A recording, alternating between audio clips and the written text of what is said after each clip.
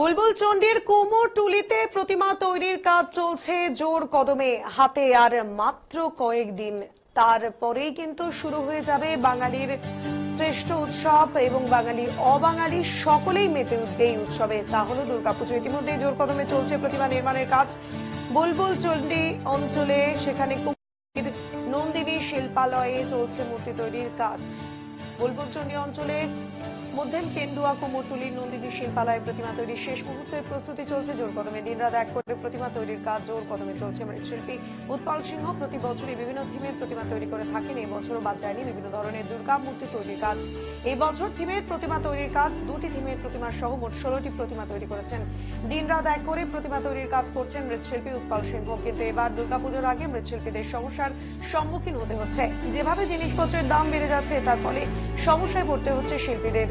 আর সেভাবে মিলছে না মাটি, শ্রমিক সহ জিনিসপত্রের দাম বাড়তি থাকায় সমস্যা পড়তে হচ্ছে। উৎপল সিংহ বললেন, সরকার বিভিন্ন ভাতা প্রকল্প চালু করেছে, পুরোহিত থেকে শিল্পী সকলে ভাতা পাচ্ছেন। মুখ্যমন্ত্রীর কাছে আবেদন জানাই গান বাজনার সাথে যুক্ত থাকা মানুষজন। শিল্পী ভাতা থাকলেও আমাদের কোনো ভাতা নেই। নিজের উপার্জনে নিজের সংসার চালাতে হয়। শিল্পীদের একদিন অসুস্থ বা অ্যাক্সিডেন্ট হয়ে পড়ে থাকলে দেখার কেউ নেই আমাদের। মুখ্যমন্ত্রীর কাছে তিনি আবেদন করেন মৃৎশিল্পীদের কোনো ব্যবস্থা করে দিতে। রাজ্য সরকার এই ব্যবস্থা করে দিলে সমস্যায় পড়তে হবে না, শিল্পীদের জীবন বাঁচবে। শিল্পীদের শরীরে যতদিন শক্তি টিকে থাকে কাজ করতে পারে, অসুস্থ হয়ে পড়লে তাকে দেখার মতো কেউ থাকে না।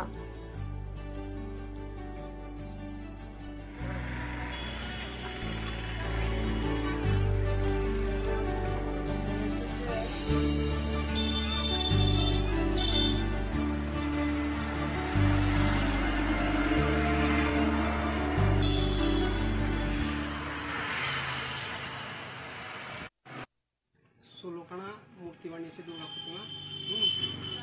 তার ভিতরে থিমের প্রতিমা আছে দুটো, আরও ইয়ে আছে, ওরিয়েন্টাল আছে, সাজানো আছে, অজন্তা আছে। এখন আমাদের প্রস্তুতি কি আগামী দিন ডেলিভারি দিতে হবে পঞ্চমীর আগে।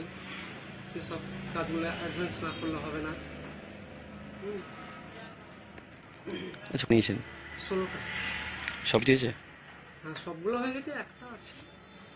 হাতে তো সময় কম। হ্যাঁ, হাতে সময় খুব কম। এবার মানে কালীগুলো খুব সময়, কালীগুলো ঠিকঠাক পাওয়া যাচ্ছে না।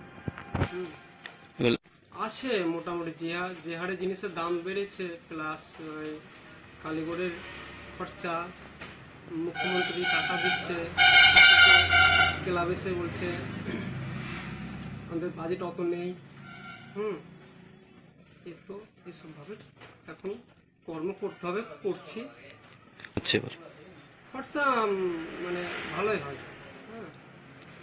পরিমাণ মানে খাটনি হিসাবে খরচা হিসাবে লাভের পরিমাণটা খুব কম। আমাদের দিদি সবাইকে দেখছে, আমাদেরকে দেখলে একটু ভালো হতো। কিভাবে দেখছে, মানে কি মানে বলতে? যারা গায়ক শিল্পী ওদের ভাতা করে দিচ্ছে, ব্রাহ্মণদের ভাতা করে দিচ্ছে, আমাদের একটু যদি দিদি একটু দেখতো ভালো হতো। মানে আমাদের হাত পায়ের উপরে তো, আমাদের কোনো অ্যাক্সিডেন্ট হয়ে গেলে কিনা বাড়ির তো আর কেউ যে রানিং রাখবে সেটা তো কোনো মানে রাস্তায় হচ্ছে না। পাশে যেমন একটা শিল্পী পা ভেঙে যে আর কাটাটা মানে যা হয়। কি চাইছেন আপনারা? ভাতাটা দাগালাগ করে দিলে মানে ভালো হতো। অংশটা মানে খরচা হিসেবে লাভের মানে আমাদের দুর্গা প্রতিমা মানে করতে হচ্ছে। না করলে হবে না, দিদি টাকা দিচ্ছে, যতগুলা ছেলে পেলে খাটছে ওদেরও তো সংসার আছে কিনা, একটা কারখানা থেকে ইয়ে করে। ভাতাটার ব্যাপারে সবারই ভাতা হয়েছে কিনা অনুরোধ করে বলছি, এটুকু দেখলে মানে খুব ভালো হতো আপনাদের শিল্পী ডিপার্টমেন্টে। হ্যাঁ, আপনার নাম? মৃৎশিল্পী উৎকর্ষ।